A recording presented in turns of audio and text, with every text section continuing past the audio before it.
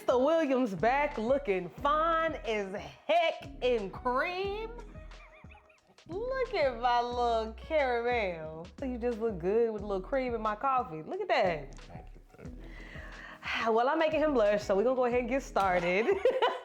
But this episode is talking about non-sexual intimacy. And I remember there was a pastor, T.D. Jakes.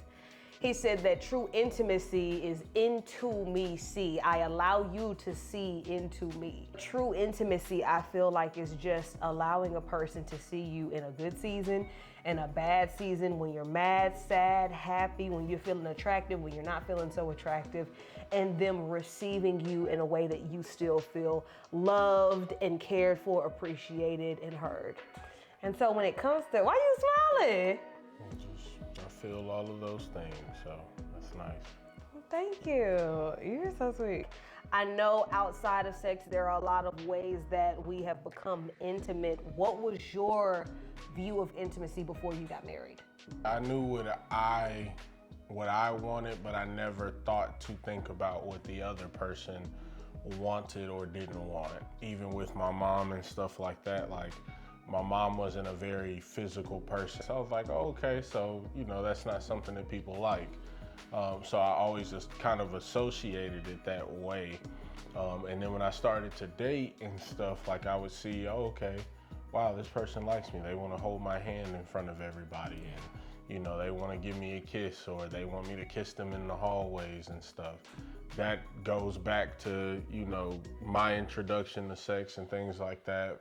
Coming from a single parent household with my mom, like, she didn't know how to have that conversation with me. So that was just, hey, make sure you wear a condom. Here's a box of condoms. So even with sex, intimacy, like all of that, I just scattered. Like, there was no actual, oh, this is intimacy. And that's what a lot of people's view of intimacy is sexual intimacy until you see things or you're exposed to different. Like, I didn't necessarily have a view of intimacy like at all either, outside of just sex, because it's emotionally, spiritually, all of the things being naked before you ever take your clothes off. And so for me, I didn't trust nobody that I dated previously before my husband to do that. So to me, there was no intimacy. I didn't feel comfortable asking for that or revealing those parts to me. So I think when you talk about intimacy non-sexually, a lot of people have a hard time distinguishing between the two. Growing in intimacy with my husband, right? If intimacy is making people feel seen, heard, and like they have somebody there, like they can be emotionally naked with. I remember I did not know how to deal with male anger because I didn't see a great example of it growing up.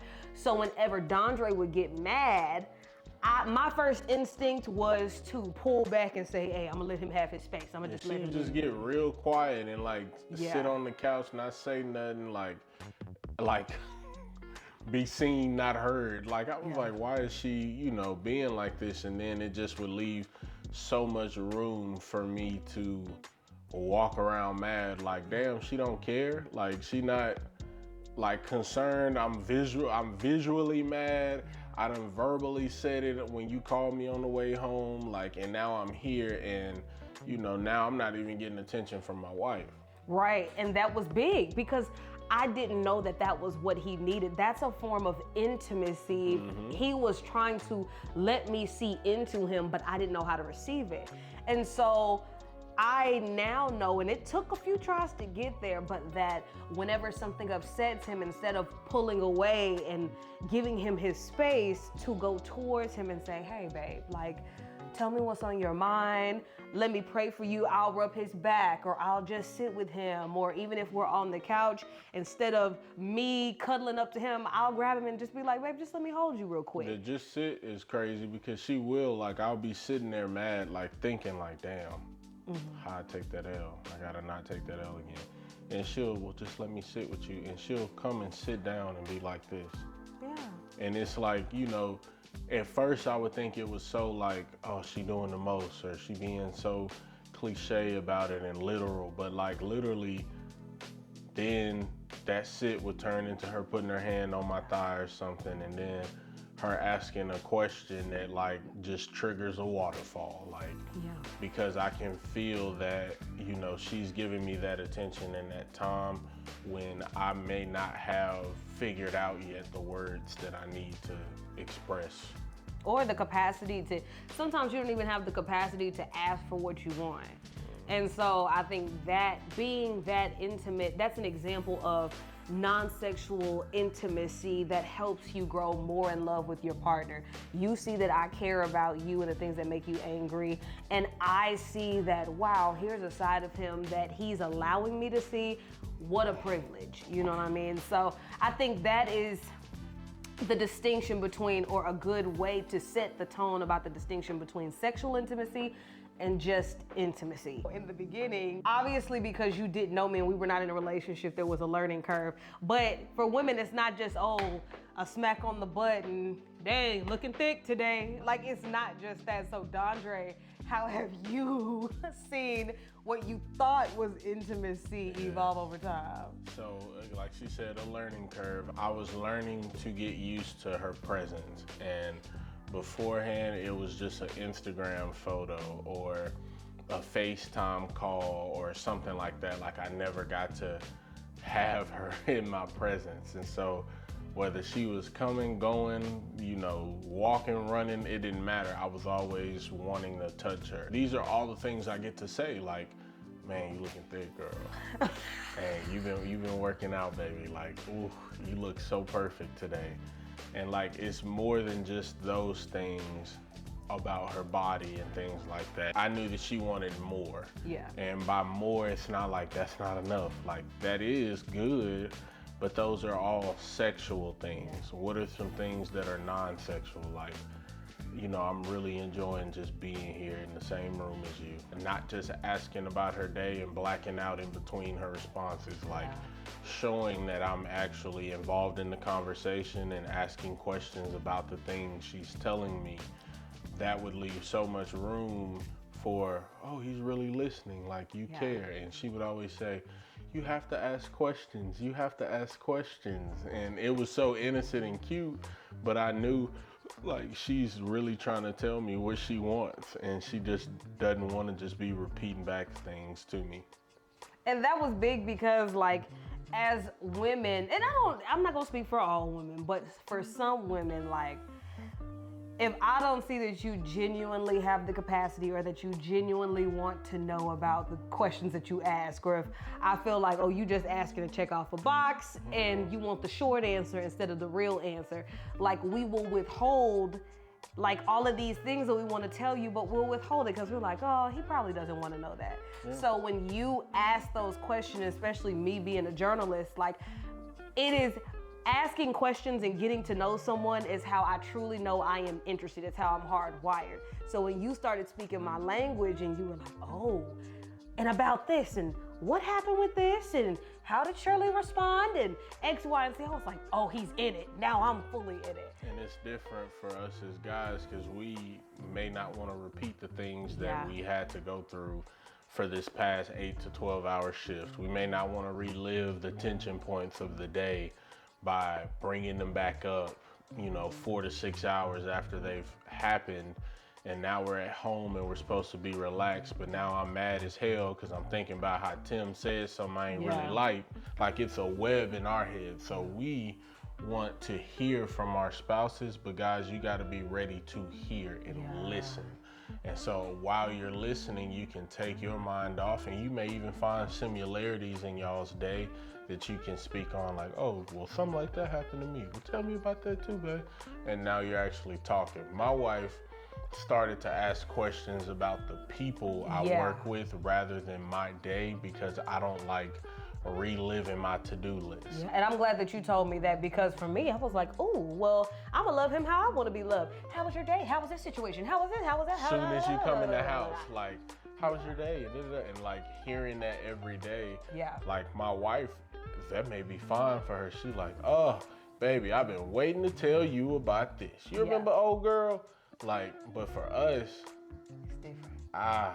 And another thing, you know, we talk about intimacy, emotional intimacy, also physical intimacy, non-sexual physical intimacy. Guys, please learn the definition. And when I say guys, I'm not just talking about men. I'm talking about guys as us in general, as people.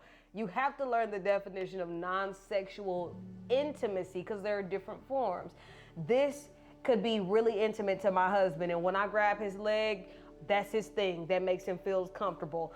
I could grab his arm. I could hold his hand. I could kiss him on his cheek. I could nestle up into him. There's different ways to be intimate, but I also think that for ladies, sometimes we need to learn how to initiate that non-sexual intimacy as well.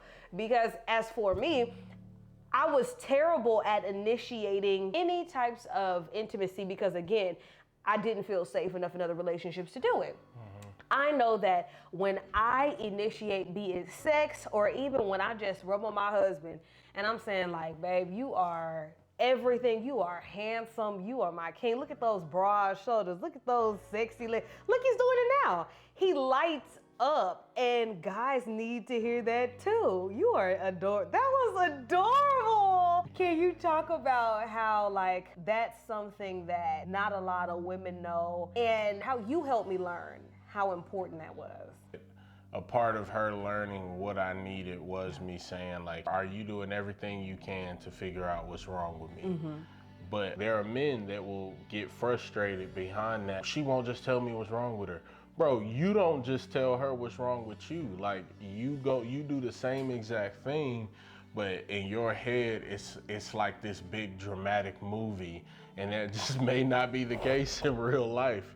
Like, I think we all have to check ourselves and say, like, am I even communicating that? Yeah. But it made her ask the question because, again, she was like sitting to herself, minding her business, all of that, and it's like, do you care? So showing that you care, and like that would allow me to open up more.